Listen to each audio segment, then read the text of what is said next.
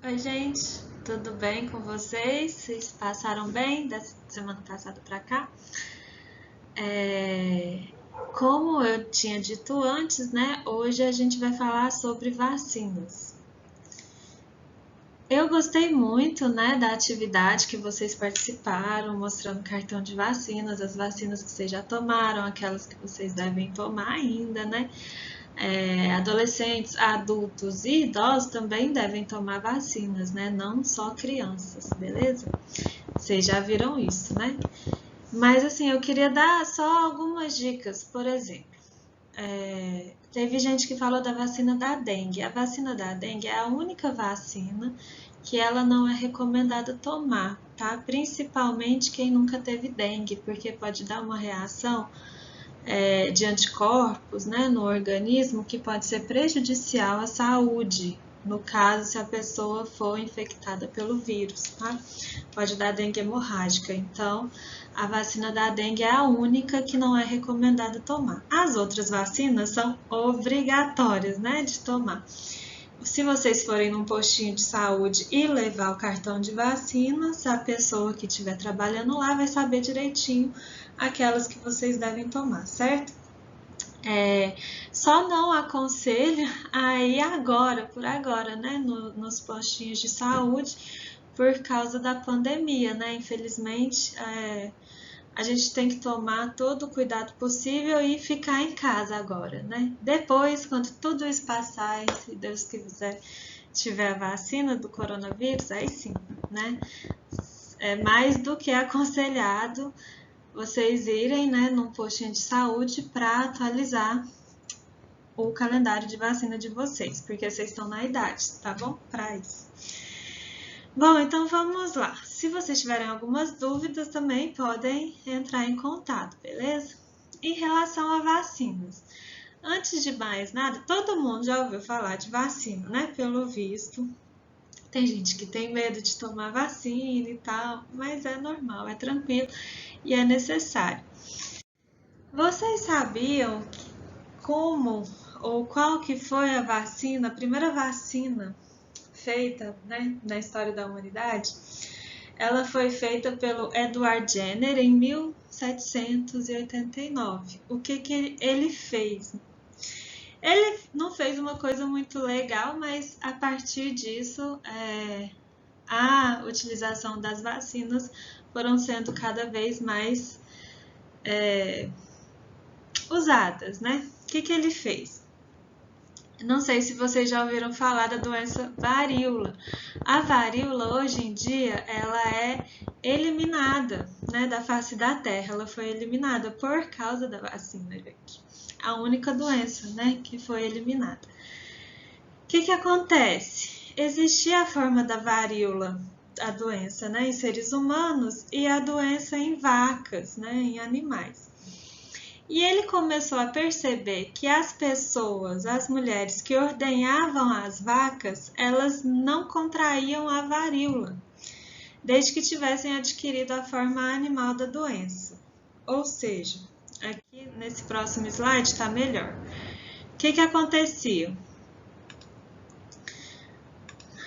As mulheres, elas, né, tiravam o leite da vaca. Essa vaca, se ela tivesse com a varíola de vaca e a mulher se infectasse com esse vírus, ela não tinha a doença do ser humano, a varíola do ser humano. Entenderam que são doenças diferentes, apesar de ser, né, praticamente o mesmo vírus, certo?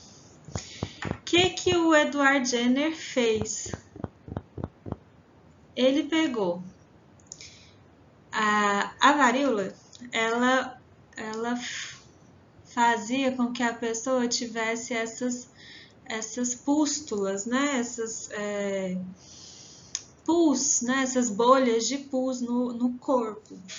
Então, ele pegou o pus dessas mulheres que contraíam só a forma branda, né, da doença, que era doença de vaca, afinal de contas, pegou o pus dessas mulheres e inoculou no menino, certo? E esse rapazinho, essa criança, era filho do empregado dele. Então, assim, não foi nem um pouco ético, certo? Mas ele inoculou esse pus no menino. E o que aconteceu? O menino ficou doente, o James, né? Ele não ficou doente, assim como essas mulheres, ele teve só algumas bolhas, né, de pus, mas não ficou doente. E aí, o que o Edward Jenner fez, o cientista? Ele pegou uma pessoa doente agora, de verdade, com a varíola humana, pegou o pus dessa pessoa e inoculou no menino, certo? Para ver se realmente ele estava imunizado ou não. E o que aconteceu? Sim, o menino estava imunizado, né? Ainda bem, né? Ele não ficou doente, certo?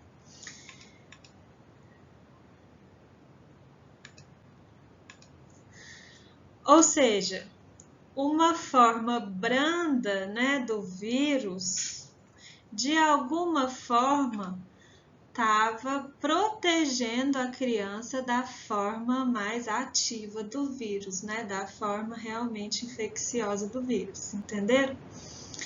E ele viu isso, ou seja, a partir daí, né, as imunizações foram feitas. Lógico que não de uma hora para outra, né? Porque essa história de ficar inoculando pus de uma pessoa para outra não foi bem vista a princípio, certo? Bom, então a gente tem dois tipos de imunidade, que é a imunidade ativa e a imunidade passiva. O que significa, né? O que é um, o que é o outro? A imunidade ativa significa o quê? Que o nosso próprio organismo, o nosso próprio sistema imune, ele vai produzir a proteção. É ele o responsável pela proteção do nosso organismo, né? Resposta imune ativa, aquilo que a gente viu semana passada. O que gera uma resposta imune ativa no nosso organismo? Uma doença, logicamente, se a gente ficar doente. Por exemplo, eu tive catapora, né? Na minha época de criança não tinha vacina contra catapora. Então eu peguei catapora, né? O antígeno, né, do vírus, o vírus me encontrou, fiquei doente. Mas após certo tempo de infecção, o que aconteceu? O meu organismo começou a eliminar o vírus, né? Produzir anticorpos e a eliminar o vírus. E aí agora eu tô imune a catapora. Eu não pego mais catapora, mesmo se eu ficar perto de alguém que tenha catapora, eu estou imune, certo? O meu organismo tem memória. Lembram disso? O anticorpo de memória, inclusive, é o IgG, lembram?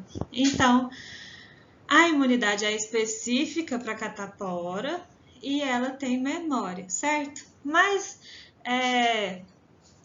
vocês, por exemplo, vocês já tomaram a vacina contra a catapora, né? Da varicela.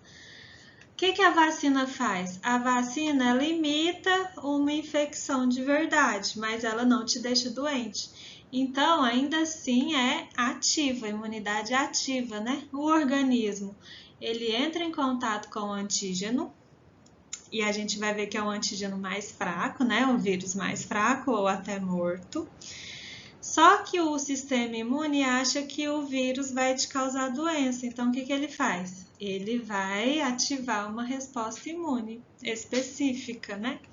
E vai gerar memória, certo? Então, vocês também que são vacinados, se vocês entrarem em contato com alguém que esteja com catapora, vocês não vão pegar catapora, certo?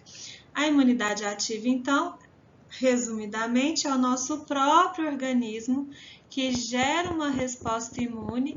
Essa resposta imune é específica e ela tem memória, beleza? No caso da resposta imune passiva, imunidade passiva, o que acontece? Não é o nosso organismo que gera uma resposta imune, é alguma coisa de fora. É o caso dos soros. Vocês já ouviram falar quando a pessoa, por exemplo, ela é picada por cobra, ela toma o soro antiofídico, Se ela é picada por aranha, ela toma outro soro. Se ela for, por exemplo, mordida, né, por cachorro ou gato de rua, ela toma o soro anti-raiva.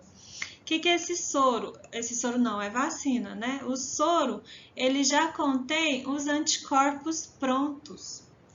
Então, não é o próprio organismo que gera o anticorpo, mas é o soro dado pelo médico, né? Que já tem os anticorpos prontos, certo? Então, a pessoa se recupera, ela não fica doente, né? No caso, então, a imunidade ela é específica, ela é contra, né, um veneno específico de cobra, por exemplo, ela é contra o vírus da raiva, por exemplo, certo? Então, ela é específica. Mas ela não gera memória imunológica, porque não é o nosso organismo que está combatendo, né, o antígeno. O anticorpo não é o nosso anticorpo sendo feito, né? O anticorpo produzido fora da gente. Então, não tem memória imunológica. Se a pessoa ela levou uma mordida de gato ou cachorro de rua, ela teve que tomar soro anti-raiva, né? Se daqui a um ano ela levar essa mordida de novo, ela vai ter que tomar o soro de novo, né? O organismo não tem memória. Entenderam a diferença entre soro e vacina? Imunidade ativa e imunidade passiva, certo? Bom, voltando aqui só para falar, imunidade ativa ou é a própria doença ou é uma vacina que vai produzir essa resposta imune com memória. E a imunidade passiva, a pessoa já recebe os anticorpos prontos, né? Contra determinada infecção ou veneno. Beleza? Bom, vamos lá. Então, resumidamente, o que são vacinas? São preparações biológicas que contribuem para ativar a imunidade frente a uma doença em particular. Então, ativam, né, a nossa própria imunidade, certo? Segundo a OMS, na verdade, existem vacinas contra 27 infecções aqui no Brasil. Essas vacinas, elas são dadas, né, de graça para a gente pelo SUS. Você pode ir no postinho de saúde, levar seu cartão de vacina e aí as pessoas que trabalham lá, né, atualizam seu cartão de vacina, certo? Mas existem algumas vacinas que não são dadas pelo SUS, mas que também não são obrigatórias da pessoa tomar. Por exemplo, hepatite A. Você pode pagar pela hepatite A, né, em alguma clínica de vacinas, mas ela não é obrigatória de tomar, certo? Então, na verdade, existem mais vacinas do que essas 27. Antes, né, da pandemia, os cientistas eles estavam mais preocupados em produzir vacinas contra a malária e contra o ebola, né? A OMS, ela tem um plano de 100 anos que ela quer formar, né, produzir vacinas, né, no mundo inteiro contra a malária, contra o ebola, contra algumas parasitoses, né, tipo a esquistossomose, câncer, hepatite C, certo? Mas essa vacina da malária, ela já estava na fase 3, já estava sendo testada na África, e do ebola também, a vacina do ebola.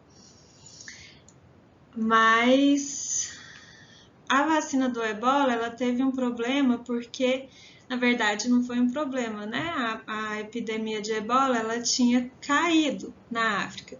Então, não tinha jeito de fazer testes mais em relação à vacina, mas agora tá tendo novos surtos de ebola, né? Na região, então a vacina está sendo testada também. Mas existem outros tipos de vacina, outras pesquisas, né? Para o câncer, para a hepatite C e várias outras doenças, né? Esquistossomose, beleza? Bom, quais são as propriedades importantes para uma vacina ser boa, né? Ser eficaz? Ela tem que gerar imunidade a longo prazo, então ela precisa gerar aqueles anticorpos IgG, né? Ou se não, uma resposta imune celular, lembram que eu falei? Mas que tenha memória. Não pode gerar autoimunidade e nem hipersensibilidade, ou seja, ela não pode gerar alergia, né, nas pessoas ou gerar uma resposta autoimune, certo? Que eu também já falei para vocês que era uma resposta autoimune, né? Que o organismo começa a produzir uma resposta contra moléculas do próprio organismo. Outra coisa, elas têm que ter facilidade na administração e armazenamento, né? Não é qualquer lugar que vai ter um freezer, né? Super refrigerado e tal. Então, elas devem ser fáceis de administrar e de armazenar e devem ser seguras, obviamente. Elas não podem causar a doença e elas não podem causar efeitos colaterais graves, certo? Então, essas são as propriedades das vacinas. Por exemplo, a vacina da dengue, a gente já estava vendo que ela já não é muito segura, beleza? Bom, os tipos de vacinas. Existem vacinas, eu não sei se vocês pesquisaram isso, mas existem vacinas formadas a partir de micro-organismos vivos, atenuados, de micro-organismos mortos, né, ou inativados, de partículas desses micro-organismos, certo? Ou também a gente já faz vacina com a engenharia genética. Então, das que vocês tomam, né, ou tomaram, quais são aquelas vacinas que são formadas a partir de micro-organismos vivos atenuados? O que significa atenuado? São aqueles micro-organismos que estão vivos ainda, mas eles são mais fracos. Ou seja, eles não causam doença na gente, certo? A vacina é segura. Os micro-organismos são atenuados, que é o caso da BCG, por exemplo, né? Que protege contra a tuberculose, da vacina da poliomielite, a tríplice viral, que é o sarampo, rubéola, cachumba, a vacina da febre amarela, a vacina da catapora, todas elas são feitas a partir de vírus ou bactéria, no caso da tuberculose bactéria, tá? Vírus ou bactérias atenuadas, elas não causam a doença, mas o que elas geram? Uma resposta imune ativa no nosso organismo. Como eles são feitos de micro-organismos vivos, algumas pessoas não podem tomar. É o caso das pessoas imunodeprimidas ou imunocomprometidas, né? Que são aquelas, por exemplo, que têm HIV positivo, né? Tem AIDS, ou se não, aquelas pessoas que já receberam transplantes de órgãos, beleza? Grávidas também não podem tomar vacinas com micro-organismos vivos, porque a imunidade das grávidas é um pouco mais baixa do que a normal. Mas as outras pessoas podem tomar tranquilamente a vacina, certo? Bom, as dos micro-organismos mortos ou inativados, né? Que é o caso de vírus inativados ou bactérias mortas, né? Ou produtos de bactérias. O que significa isso?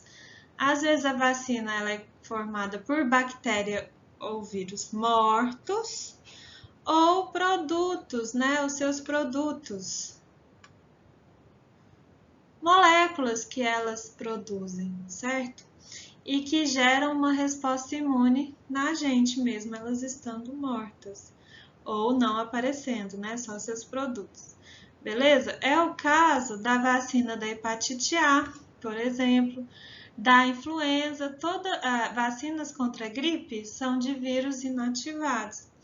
Vacina da raiva também é de vírus inativados, a tetravalente, que é difteria, tétano, né? Coqueluche, meningite, tá? Essas vacinas são seguras até para as pessoas imunocomprometidas, beleza? Elas geram uma resposta imune a partir de um micro-organismo morto ou de seus produtos, certo? E, resumidamente, para terminar, a gente tem aquelas vacinas que são feitas a partir de engenharia genética, que é o caso da vacina da hepatite B, o caso da vacina contra o HPV e Agora, está sendo o caso da vacina estudada contra o coronavírus. Como que é feita essa vacina? Resumidamente, o que eu vou falar para vocês? Eles pegam o material genético do vírus que eles querem combater, por exemplo, eles pegam o material genético do coronavírus, tá? E colocam, inserem dentro de um vetor. O que é vetor? Pode ser outro vírus que não causa doença, né? Que é o caso da vacina do coronavírus, tá? Eles inserem, então, o material genético do coronavírus, a parte que vai ativar o nosso sistema imune, e insere dentro desse vetor que não nos causa doença. Tá vendo? Ele fica misturadinho o material genético do micro-organismo que causa doença e o material genético daquele que não causa doença. Ele só vai levar, ele vai ser o transportador para o nosso organismo, certo? Então, o que acontece? É uma vacina segura? É uma vacina segura. Por quê? Porque esse micro-organismo não causa doença na gente, mas ele vai produzir aquela molécula que vai ser responsável por ativar o nosso sistema imune especificamente contra o micro-organismo que causa doença. Entenderam? Espero que vocês estejam entendendo, né? Qualquer coisa, volta o slide, ou se não, né? Vocês podem me perguntar, com certeza, certo? Então, é o caso da vacina da hepatite B, do HPV e essa do coronavírus. Essa vacina do coronavírus, opa, gente, foi mal.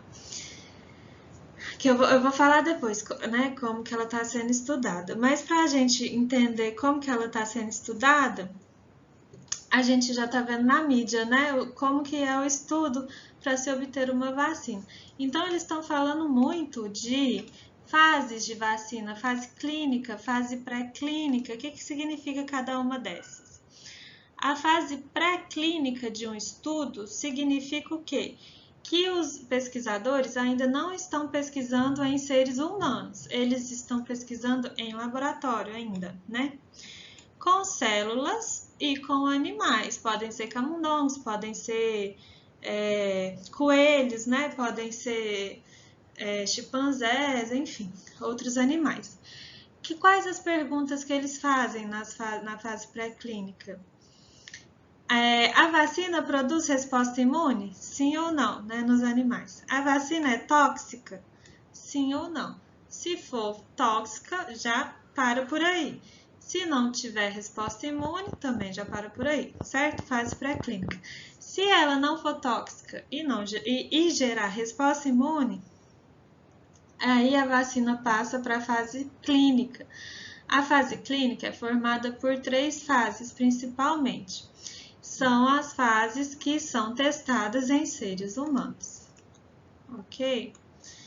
Então, na fase clínica número 1, a vacina é testada em poucas pessoas para confirmar segurança e estimulação da resposta imune, certo? Se de repente a pessoa começar a sentir mal, a ter efeitos colaterais graves, né? Já para por aí, certo? Por isso, poucas pessoas. Se a vacina não tiver efeitos colaterais graves nessas pessoas e continuar estimulando a resposta imune, aí ela vai para a fase 2, que já é testada em centenas de pessoas de várias idades, de crianças até idosos, né? Para testar ainda a segurança e a estimulação da resposta, certo? E a fase 3, ela é testada em milhares de pessoas, né? No mínimo 5.000 pessoas, tá? E essa vacina, ela já é segura, né? Já testou segurança em várias etapas para trás, né? Então, a gente tem nessa fase, que é a fase 3, que é a fase da vacina do coronavírus aqui no Brasil, a vacina já é segura, mas aí a gente ainda tem que testar se ela continua sendo eficaz para estimular a resposta imune. E aí, eles comparam as pessoas vacinadas com as pessoas que vão receber o que a gente chama de placebo. Eu acho que até que eu já falei para vocês o que é placebo, né? É uma substância que não gera resposta imune, né? É coisa que acontece na nossa cabeça, lembram? Que a pessoa às vezes pode melhorar e tal, mas não é a droga, né? Necessariamente eficaz. Na verdade, ela não é eficaz, né? Pode ser água com açúcar, pode ser o placebo, certo? Então, vocês entenderam? Fase pré-clínica, fase clínica, fase 1, 2, 3 da fase clínica. A vacina que está sendo testada no Brasil é a vacina da Universidade de Oxford, né, da Inglaterra, dessa empresa, né, AstraZeneca. E ela já está na fase 3, ou seja, na última fase, né, ela já é segura, mas os cientistas ainda estão testando se ela continua sendo eficaz para milhares de pessoas, certo? Ela está sendo testada aqui em São Paulo, né? Acho que 2.000 pessoas vão ser testadas aqui em São Paulo, vão ser testadas no Rio de Janeiro também e no Nordeste também. E a gente espera que dê resultados bastante promissores, né? Todo mundo está torcendo. Outra vacina também que talvez será testada aqui no Brasil é uma vacina de um grupo chinês que vão testar 9.000 pessoas aqui no estado de São Paulo com o Instituto Butantan, né? Só que ela está sendo ainda, a gente está esperando ela ser aprovada pela Anvisa, certo? Para começar o teste com essa vacina chinesa. Mas a vacina da Universidade de Oxford, juntamente com a Unifesp, já está sendo testada, né? O que é uma esperança, né? Para todos nós, para o mundo inteiro, certo? Mas o que significa? Já tem a vacina? Não. A gente ainda tem que ver se ela é realmente eficaz. Como que a gente vê isso? Eles estão testando, primeiramente, os profissionais de saúde, porque eles estão em contato, né, o tempo todo com o vírus. Lógico que a gente não vai infectar essas pessoas com o vírus, né? Eles estão esperando a infecção natural dessas pessoas. E se elas não se infectarem, ou se elas se infectarem, gerarem anticorpos, né, mas não tiverem a doença, isso é um ótimo sinal, beleza? Vocês têm alguma dúvida? Se vocês tiverem qualquer dúvida, entrem em contato em qualquer meio, né? Pelo Moodle, pelo Swap, por e-mail. Tem gente já da turma de vocês que tem meu celular, certo? Então podem entrar em contato. E eu vou mandar as atividades para vocês fazerem, que é a última, né, dessa semana. E eu espero que vocês tenham gostado e aproveitem. Abraços a todos e fiquem em casa.